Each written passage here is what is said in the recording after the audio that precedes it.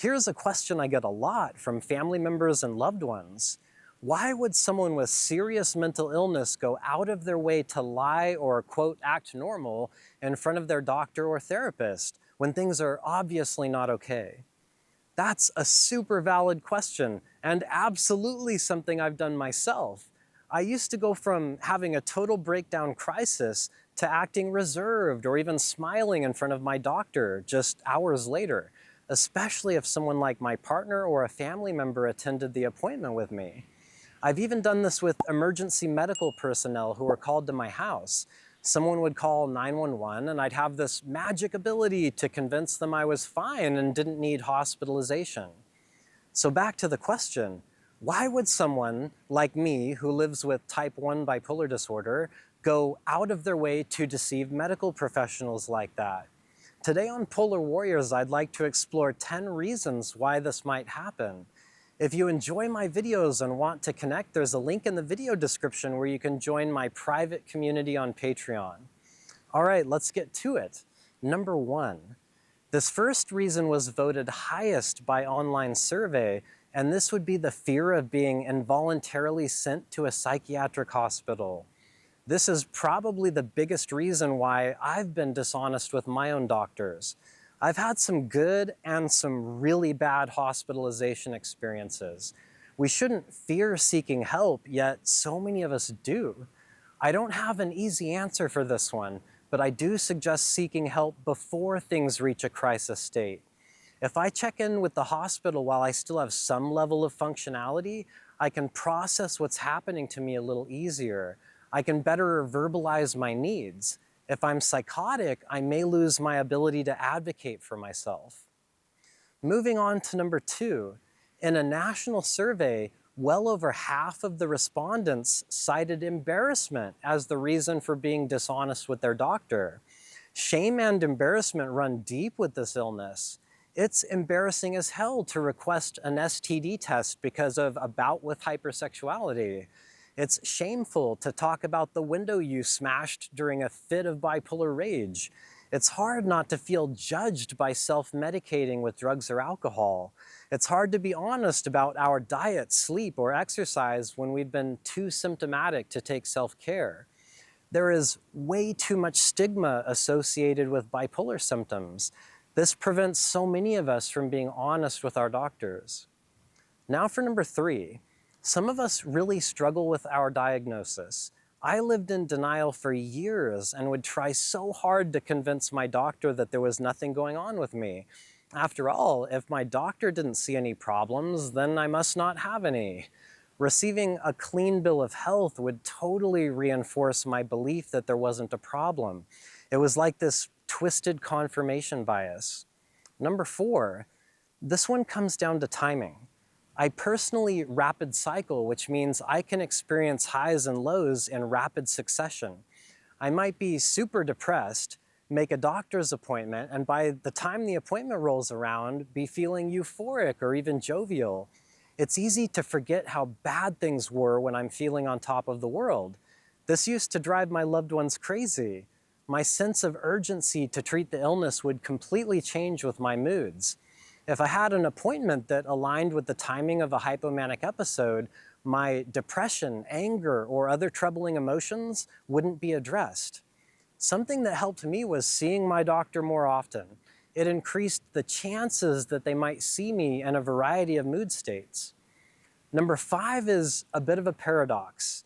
Part of the illness is literally not knowing when we're symptomatic. I'm not talking about classic denial. Someone in denial has at least some sense of what they are denying.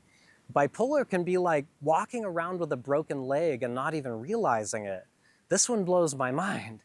Even with all of the self-awareness and everything I've learned about bipolar disorder, there are still times where I can't see that I'm symptomatic.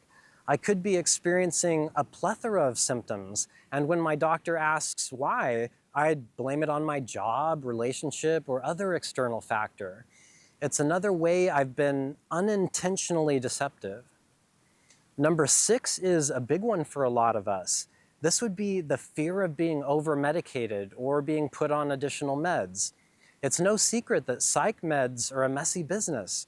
It's far from an exact science. We have no idea if a medication is going to work until we try it, and the side effects of the wrong meds can be crippling. I'm not saying this to be a downer or discourage people, it's just where we're at with modern brain science. Some of us have a harder time being honest with our doctors about breakthrough symptoms because we don't want to deal with taking additional meds. More meds could mean more side effects. The prospect of things getting worse is scary when you're already suffering. Just remember, there's always the prospect of things getting better too. Moving on to number 7, not being able to explain the inexplicable or the invisible illness. Sometimes bipolar can create the most intense feelings that something is very wrong with our lives. It's like being in total fight or flight mode for no reason at all. Even if nothing is specifically wrong, everything still feels wrong. When everything feels wrong and a doctor asks me how I'm doing, it's overwhelming to try and explain feelings I don't even understand myself, especially before I got a diagnosis. Sometimes the words just didn't come out right, and I ended up failing to explain how dire my situation really was.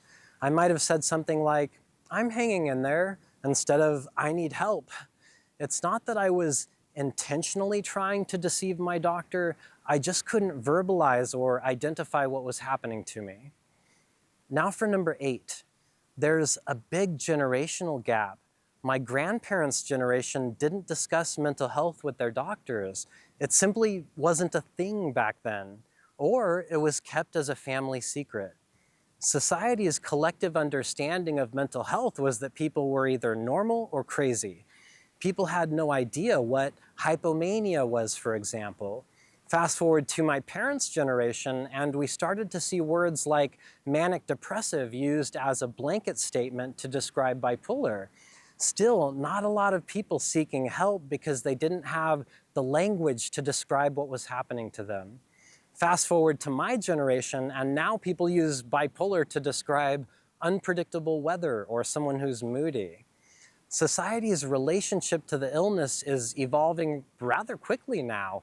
We're finally having a conversation about mental health, and more people are being honest with their doctors. As a mental health advocate, I'm very pleased to see this change taking place, but there's still a generation or two who are being left behind, who have a harder time being honest with their doctor. Number 9, it's flat out triggering to explain and therefore relive everything that's going on with us. A perfect example of this is when someone asks me, "How are you?" and I respond, "Fine," because it's easier than going into it all. Sometimes I'm so emotionally exhausted or have had such a bad week that I just don't have it in me to talk about it. This makes it so easy to lie and say, "I'm fine," to a doctor or therapist. This one really frustrates my loved ones who can tell that things are far from okay. Just remember that sometimes the truth hurts, and it can be painful to talk about painful things. We've made it to number 10. Around 31% of people lie to their doctors to avoid discrimination. Here's the really sad part. Around 80% of those are women. To quote the National Alliance on Mental Illness, evidence has shown that healthcare providers are liable to display negative attitudes and stereotyping behavior towards people with mental illnesses, and incorrectly attribute physical symptoms to a person's mental illness.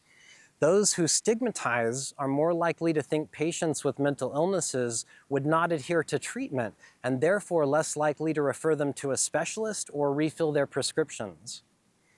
I find that appalling, especially coming from the very people who are responsible for treating our life-threatening condition.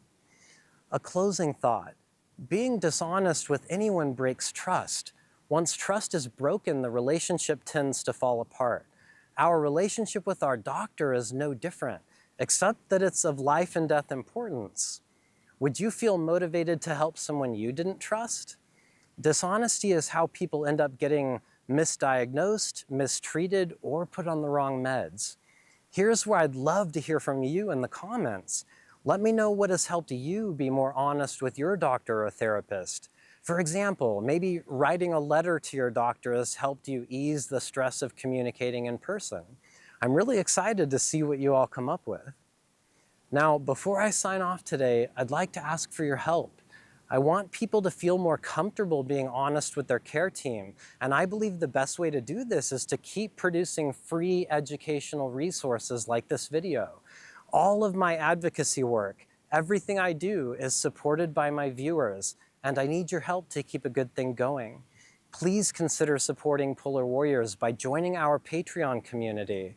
For a few bucks a month, you can access an amazing community of like-minded people. You can message or call me directly and help us reach a larger audience. I can't thank you enough for considering it. And as always, take extra good care of yourselves, and I'll be back here soon with more Polar Warrior videos. Stay well.